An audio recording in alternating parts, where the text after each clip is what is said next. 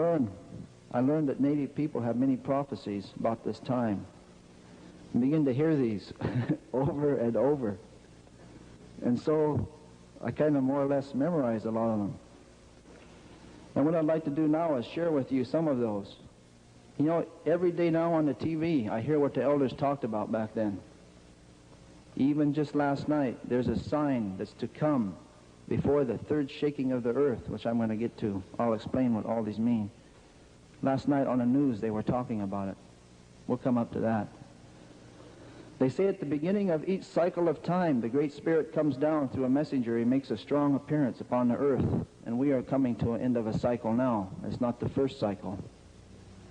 There was a cycle of spirit. There was a cycle of the mineral, the rock. There was a cycle of the plant.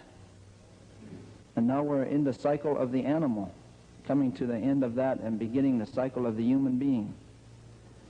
When we get into the cycle of the human being, the highest and greatest powers that we have will be released to us and be released from that light or soul that we carry to the mind.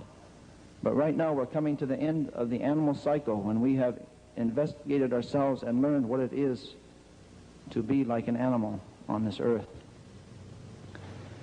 And at the beginning of this cycle of time, long ago, the Great Spirit came down and he made an appearance. He gathered the peoples of the earth together, they say, on an island that is now beneath the water. And he said to the human beings, he said, I'm going to send you to 4 directions, and over time I'm going to change you to 4 colors. But I'm going to give you some teachings, and you will call these the original teachings. And when you come back together with each other, you will share these so that you can live and have peace on earth, and a great civilization will come about. And he said, during this cycle of time, I'm going to give each of you 2 stone tablets. And he said, when I give you those stone tablets, don't cast them upon the ground. Because if any of the brothers and sisters of the 4 directions and the 4 colors cast their stone tablets on the ground, not only will the human beings have a hard time, but almost the earth itself would die. And so he gave us each a responsibility, and we call that the guardianship. And to the Indian people, the red people, he gave the guardianship of the earth. And we were to learn during this cycle of time the teachings of the earth and the plants that grow from the earth and the foods that you can eat and the herbs that are healing. So that when we came back together with the other brothers and sisters, we could share this knowledge with them, because something good was to happen on the earth. And to the south, he gave the yellow race of people the guardianship of the wind, and they were to learn about the sky and breathing and how to take that within ourselves for spiritual advancement. And they were to share that with us in this time. And to the west, where there's blackness of night, he gave the black race of people the guardianship of the water, and they were to learn the teachings of the water, which is the chief of the elements. It is the most humble and also the most powerful. When I went to the University of Washington and learned that it was a black man that invented blood plasma, it didn't surprise me, because blood is water. And the elders already told me that black people would bring the teachings of water to humanity. And to the north, where there's white snow on this continent, he gave the white race of people the guardianship of the fire. And if you look at the center of many of the things they do, you will find the fire. In this light bulb, they say that is a white man's fire. If you look at the center of a car, you will find a spark. If you look at the center of the airplane, the train, you will find the fire. And the fire moves, also consumes. This is why it was the white brothers and sisters that began to move upon the face of the earth and reunite us as a human family, because they had the guardianship of the fire. This was their responsibility. And so a long time passed, and the Great Spirit gave each of the 4 races 2 stone tablets. Ours are kept at the Hopi Reservation in Arizona, at 4 Corners area on 3rd Mesa. I've talked to people from the black race of people. Their stone tablets are at the foot of Mount Kenya. They are kept by the Kikuyu tribe. I once had the honor of presenting a sacred pipe of the Kikuyu tribe carved from the red pipestone of Mount Kenya. One time I was at an Indian spiritual gathering about 15 years ago, and a medicine man from South Dakota put a beaded medicine wheel in the middle of the gathering, and it had the 4 colors and the 4 directions. And he asked the people, where is this from? And they said, oh, probably Montana, South Dakota, maybe Saskatchewan. He said, this is from Kenya. It was beaded just like ours, same colors.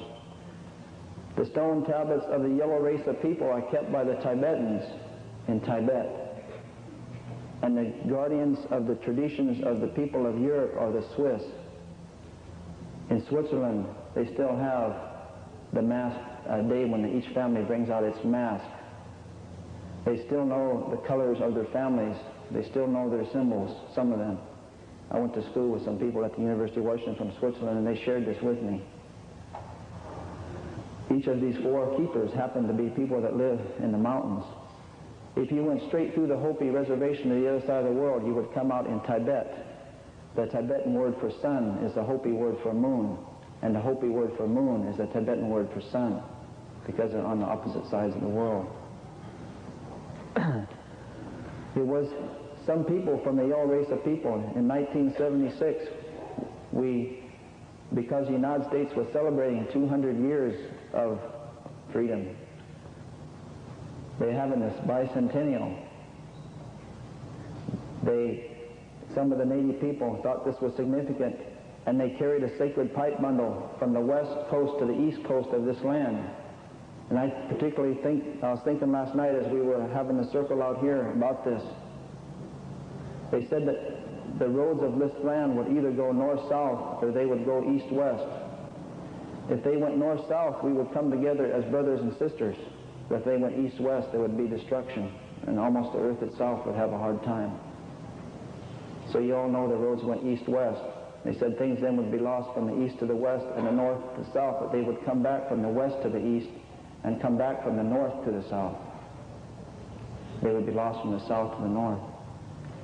So 9 years ago, in 1976, from the west to the east coast of this land, from San Francisco to Washington, D.C., people carried a sacred pipe bundle by hand on foot across this land. My aunt had dreamt 15 years earlier, and that dream was in a book, that people would throw rocks and bottles at that pipe bundle as they carried it across the land. People that didn't like them. Sure enough, that came about.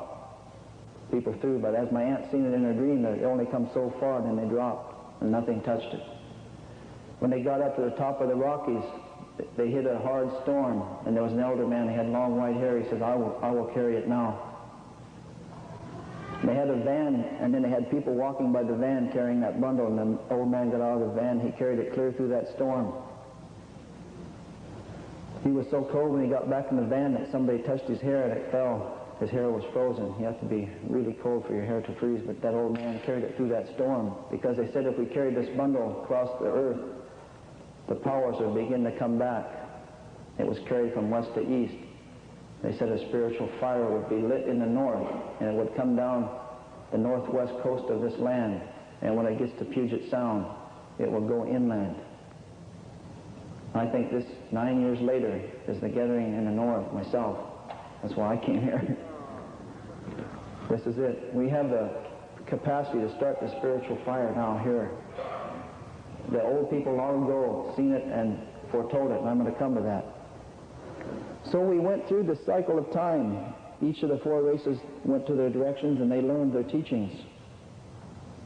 It was in Newsweek magazine not too long ago that 8 out of 10 foods that people eat on the earth were developed here in the Western Hemisphere, because that was our guardianship, to learn the teachings of the earth and the things that grow from the earth.